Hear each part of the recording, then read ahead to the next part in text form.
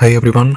இன்றைக்கி நம்ம என்ன வீடியோ பார்க்க போகிறோன்னா, ஃபினான்ஸில் நான் அவாய்ட் பண்ணியிருக்க வேண்டிய 5 விஷயங்களை தான் இன்றைக்கி நான் உங்களோட ஷேர் பண்ணிக்க போகிறேன். ஸோ பொதுவாக நம்மக்கிட்ட பண பிரச்சனை இல்லைங்க, மணி ப்ராப்ளமே இல்லை. நம்மக்கிட்ட மணியை ஹேண்டில் பண்ணுற விதத்தில் தான் ப்ராப்ளம் இருக்குதுன்னு நான் நினைக்கிறேன். ஸோ அப்படி நான் ஒரு 5 விஷயங்களை அவாய்ட் பண்ணியிருக்க வேண்டியதை ஹானஸ்ட்டாக நான் உங்களோட இன்றைக்கி நான் ஷேர் பண்ணிக்க போகிறேன். இது ஒரு லெக்சர் கிடையாதுங்க, நான் என்னோடய எக்ஸ்பீரியன்ஸ்லேருந்து நான் ஷேர் பண்ணிக்க போகிறேன். ஸோ ஃபஸ்ட்டு விஷயம் என்ன அப்படின்னு பார்த்தீங்கன்னா, சேல்ரி வந்ததும் ஃபுல்லாக அதை ஸ்பெண்ட் பண்ணுறது.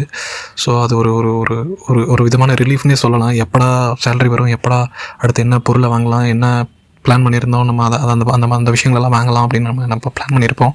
ஆனால் மாதம் முடிவில் பார்த்திங்கன்னா பேலன்ஸ் நமக்கு 0 தாங்க. அடுத்து எப்படா சேலரி வருங்கிற அதே சைக்கிள்குள்ளே நம்ம போயிடுவோம். ஸோ உண்மை என்னென்னு பார்த்தீங்கன்னா, சேவிங்ஸ் லெஃப்ட் ஓவர் மணி இல்லைங்க, ஸ்பெண்டிங் தான் left over. Some point of டைமில் நம்ம சேலரி வந்ததும் நம்ம செலவினங்களுக்காக நம்ம அதை யூஸ் பண்ணுறத விட ஃபஸ்ட்டு சேவிங்ஸை ஆட்டோமேட்டிக்காக நம்ம போகிற மாதிரி செட் பண்ணிவிட்டு மிச்சம் இருக்கிறத நம்ம மாத செலவினங்களுக்கு நம்ம யூஸ் பண்ணிக்கோங்கிற ஒரு முடிவுக்கு வந்தாங்க.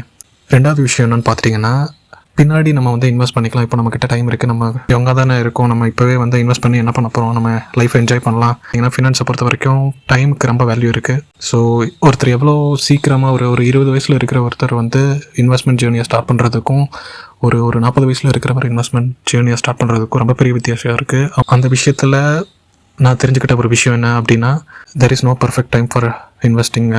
3வதாக இருக்கிற விஷயம் பார்த்தீங்க அப்படின்னா, எப்பப்பெல்லாம் எனக்கு சேலரி வருதோ அப்பப்பெல்லாம் நான் எடுத்து செலவு பண்ணிவிட்டு மிச்சம் இருக்கிற காசை இன்வெஸ்ட் பண்ணவே மாட்டேங்க. சேவிங்ஸ் அக்கௌண்ட்லேயே வச்சுப்பேன். ஸோ சேவிங்ஸ் அக்கௌண்ட்டில் வச்சுருந்தா அது சேஃபாக இருக்கும், அது நான் அது ஒரு சேமிப்பாக இருக்கும் நமக்கு அப்படிங்கிற ஒரு நம்பிக்கையிலேயே நான் இருந்துகிட்டு இருந்திருக்கேன் கொஞ்சம் வருஷங்களுக்கு.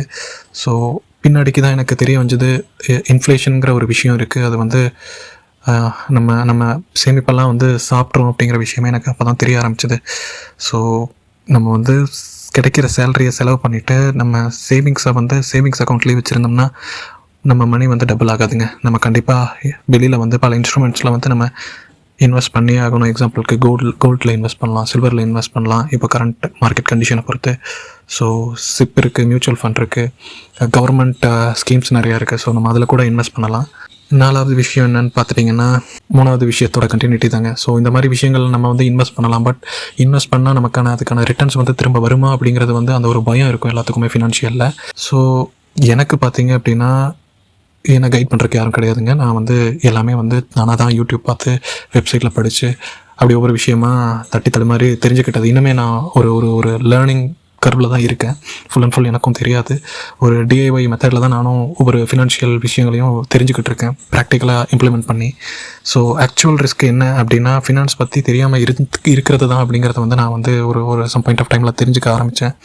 ஸோ கொஞ்சம் கொஞ்சமாக ஆரம்பிங்க. கொஞ்சம் கொஞ்சமாக உங்களுக்கு எவ்வளோ முடியுதோ அதை மியூச்சுவல் ஃபண்ட்லேயோ இல்லை ஸ்டாக் மார்க்கெட்லேயோ அதை பற்றி அட்லீஸ்ட் கொஞ்சமாவது தெரிஞ்சுக்கிட்டு அது எப்படி ஒர்க் ஆகுது, அதுக்கு பிஹைண்ட் என்ன மாதிரியான விஷயங்கள் இருக்குங்கிறத தெரிஞ்சுக்கிட்டு அதில் பணத்தை போடுங்க. சப்போஸ் உங்களுக்கு எனக்கு அதை பற்றி தெரியலை, எனக்கு அதை பற்றி படிக்க நேரம் இல்லைனா கூட நீங்கள் சேஃபர் சைடாக ஒரு சில கவர்மெண்ட் ரிலேட்டட் ஸ்கீம்ஸ் எல்லாம் இருக்குங்க, நீங்கள் அதை கூட நீங்கள் பார்க்கலாம், இன்வெஸ்ட்மெண்ட் பண்ணலாம். ஸோ அடுத்ததாக பார்த்தீங்கன்னா, 5வது விஷயம், என்னோடய லைஃப் ஸ்டைலை நான் மற்றவங்களோட கம்பேர் பண்ணிக்கிறதுங்க. பொதுவாக எல்லாருக்கிட்டேயுமே இருக்கும். எப்படின்னு பார்க்கும்போது, என் ஃப்ரெண்ட்ஸ் கார் வாங்கிட்டான், என் ஃப்ரெண்ட் தெரிஞ்சவங்க பக்கத்து வீட்டில் இருக்கிறவங்க கார் வாங்கிட்டாங்க, பைக் வாங்கிட்டாங்க, என் ஃப்ரெண்ட் ஐஃபோன் வாங்கிட்டான். அந்த மாதிரியான விஷயங்கள் அவங்க சொல்கிறது நமக்கும் பார்க்கும்போது, நமக்கிட்டே இந்த மாதிரி ஒரு இல்லையே, நம்மளும் வாங்கலாம், இருந்தால் நல்லாயிருக்கும், நமக்கும் ஃப்ரெண்ட்ஸ்கிட்ட ஷோ ஆஃப் பண்ணுறதுக்கு அந்த ஏர்லி டைமில் நமக்கும் அது பிடிச்சிருக்கும். இப்படி சேர்த்து வச்சு நம்ம என்ன பண்ண போகிறோம், என்ஜாய் தான் பண்ண போகிறோம் அப்படிங்கிற மாதிரியான ஒரு இதுக்குள்ளே போகாமல் அது அடுத்தவங்க லைஃபோட கம்பேர் பண்ணாமல் இருக்கமோ அந்தளவுக்கு நல்லதுங்க. ஏன்னா at the end of the day ஒரு பீஸ்ஃபுல்லான லைஃப்பை நம்ம லீட் பண்ணுறதுக்கு தான் நமக்கு நல்லது. ஸோ அதை விட்டுட்டு நம்ம வருமானத்துக்கு அதிகமான ஒரு செலவினங்களை எடுத்துக்கிட்டு நம்ம அதுக்கான ஒரு EMI போட்டோ இல்லை வெளியில் கடன் வாங்கியோ நம்ம நமக்கு தேவையான பிடிச்ச விஷயங்களை வாங்கும்போது அது சில சமயங்களில் நமக்கு நிறைய பொருட்கள் நம்ம சேர்த்துக்கிட்டே இருந்தோம் அப்படின்னா நம்ம பிடிச்ச விஷயங்களை கூட நம்ம இழக்க நேரிடும். ஸோ இந்த வீடியோவில் எந்தெந்த பாயிண்ட்ஸ் எல்லாம் நீங்கள் ஃபேஸ் பண்ணியிருக்கீங்க, உங்கள் எக்ஸ்பீரியன்ஸ்லங்கிறத மறக்காமல் கமெண்ட்ஸில் லீவ் பண்ணுங்கள். இதே மாதிரி இன்னொரு வீடியோவில் உங்களை சந்திக்கிற வரைக்கும் பாய்.